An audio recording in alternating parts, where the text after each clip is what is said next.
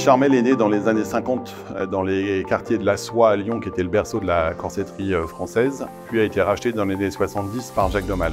Suite à cette reprise, le groupe a connu pendant plusieurs décennies un développement de ses activités significatifs, et dont les marques principales sont Lee Charmel et Antigel, mais aussi en développant toute une activité de balnéaire. Cet ADN très singulier a permis au groupe un fort développement dans les décennies qui ont suivi.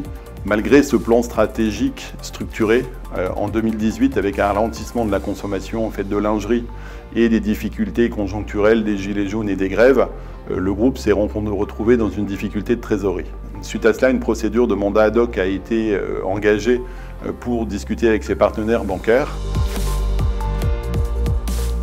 À peine quelques semaines après les débuts des discussions avec nos partenaires bancaires, le groupe a été victime d'une très violente cyberattaque où l'intégralité de son système d'information s'est retrouvée cryptée en à peine 3 heures dans la nuit. Le 8 novembre au matin, l'intégralité des processus et des activités du groupe était à l'arrêt et mettra près de 6 mois à retrouver une activité normale.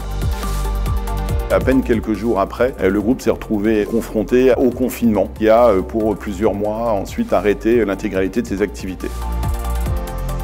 Dans cette situation apocalyptique, la première des décisions a été de constituer 3 principaux groupes de projets. Le premier qui était IT pour le redémarrage de toute l'informatique du groupe et de ses processus métiers. Le deuxième a été de faire évoluer notre vision stratégique avec notamment une réduction de 5 marques à 2 marques et de revoir les principaux centres de coûts des différentes entreprises du groupe. Enfin, le troisième volet a été de poursuivre les travaux qui avaient été initiés pendant le mandat ad hoc, était de discuter avec nos partenaires bancaires principalement l'encours financier qu'il y avait au niveau du groupe.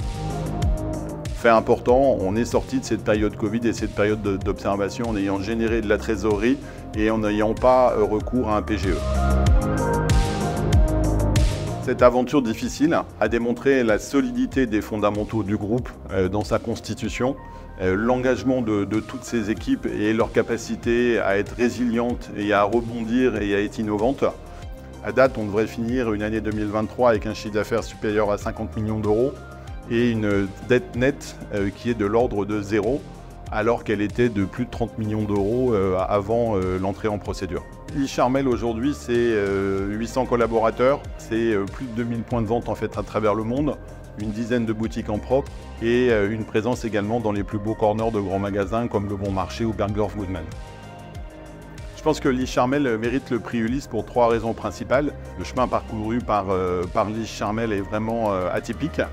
Le deuxième point, c'est vraiment pour saluer et remercier l'engagement de toutes les équipes qui, après une cyberattaque, une période Covid, la période des gilets jaunes, a su maintenir l'entreprise et aujourd'hui, à présent, la développer. Et un point beaucoup plus technique sur les outils qui ont été utilisés pendant le redressement judiciaire, notamment dans la négociation du passif, mais aussi d'avoir été challengé de façon très dynamique par tous les organes de la procédure, qui pour moi a été un des points clés à la réussite de ce retournement.